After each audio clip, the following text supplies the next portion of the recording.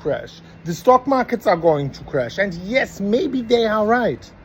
The question is, what should we do right now? Should we sell everything?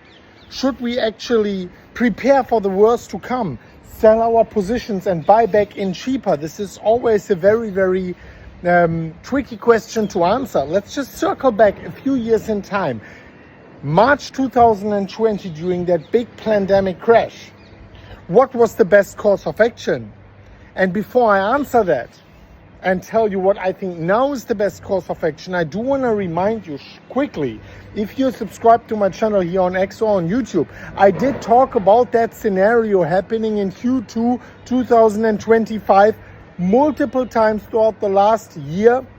I showed you the interest rates. I predicted for you that I think the markets are turning around in Q2. I did think, I have to admit, that we are going higher before that happens, but I did say Q2.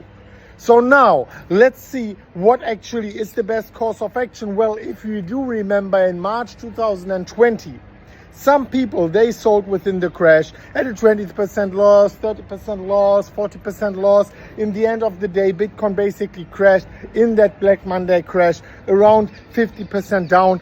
The markets crashed a lot also.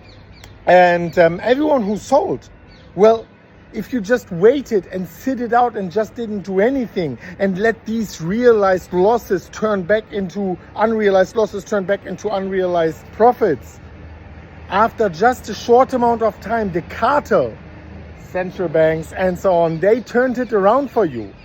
Reserve requirements were lowered.